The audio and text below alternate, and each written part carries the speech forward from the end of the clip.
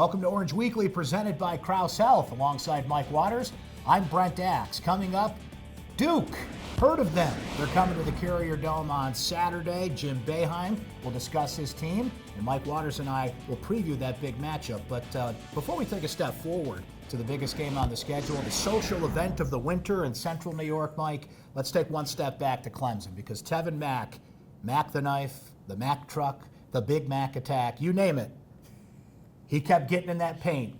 32 points with, 22 of that, I think, coming in the second half of that game. Why did he have so much success, not only beating Syracuse right around that free throw line area, but attacking the basket as well? Tevin Mack is exactly the type of player that if you had one on your team, you put him at the high post. Clemson started the game running their 6'9" center, Amir Sims, in there, and honestly, he didn't have the athletic ability to go past Barama Sidibe, to create a problem there. Barama could lay off of him, because if Amir Sims is taking that 15-footer, you're okay with that. But putting Tevin Mack in there, you got a guy who could make that 15-footer.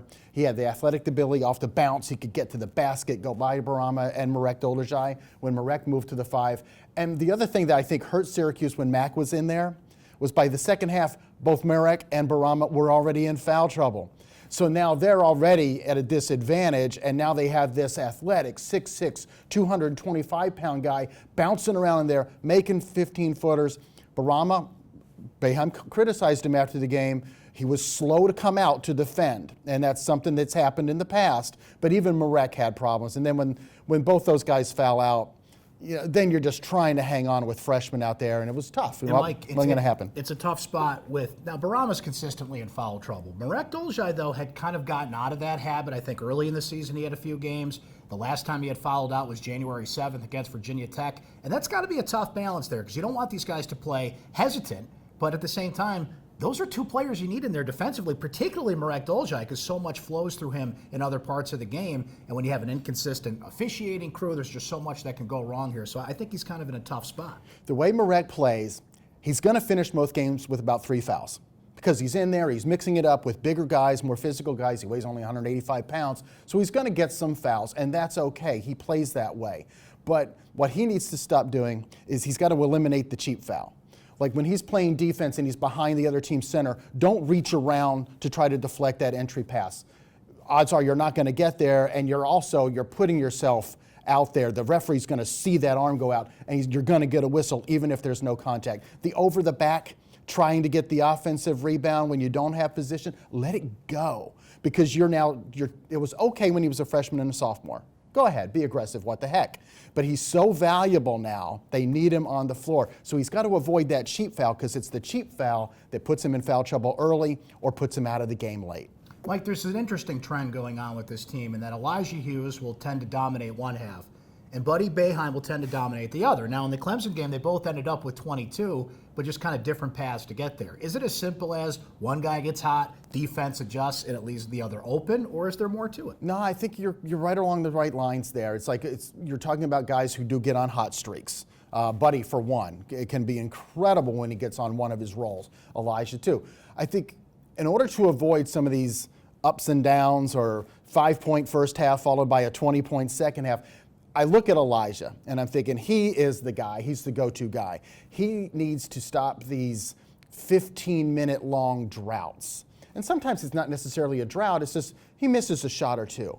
You almost want him to get a little bit more Tyus Battle mentality and demand the ball and go ahead and get a shot. I know you're being defended. I know they've put their number one guy on you, and you're trying to look for a better shot. But there comes a time in some games where you're like, you know what, Elijah? Team kind of needs you right now. A bad shot for you is still a good shot for the team.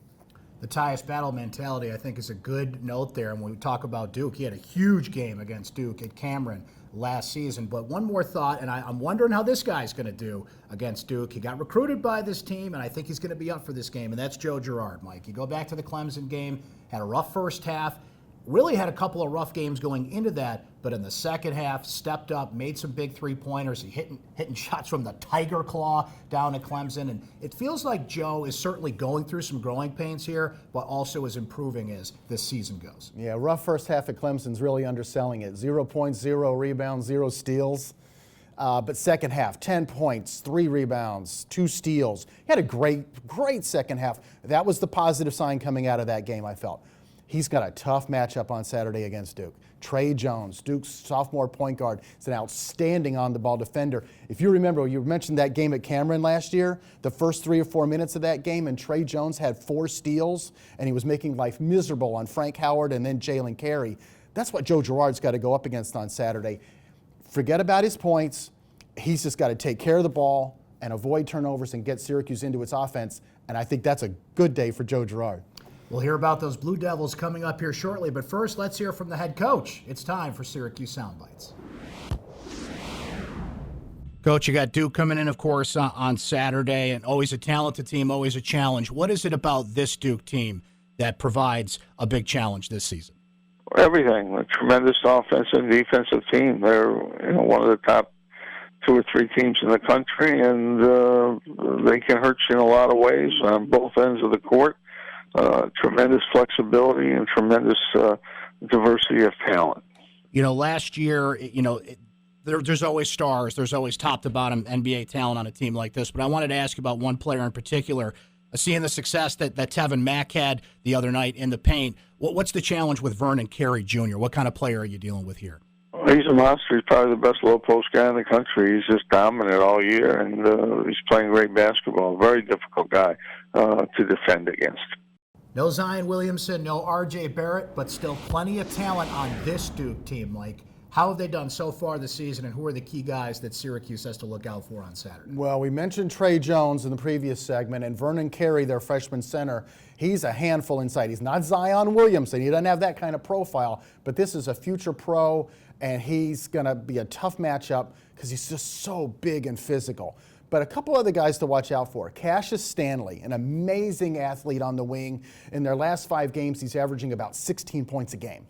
And Matthew Hurt, a built, tall, slender kid, 6'8", 6'9", he's a shooter.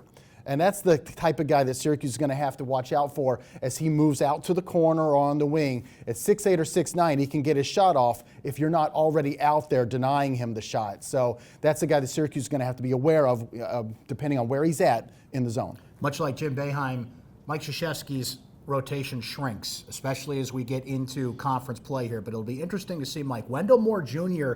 could be back in this matchup for Duke. What kind of element does he have in addition to the talent that you just mentioned? Well, you mentioned that Coach K, like Coach Boeheim, will shrink that rotation. But to get a guy like Wendell Moore back gives you another athlete on the floor, another guy that maybe you could put on Elijah Hughes and rotate guys and tire Elijah out.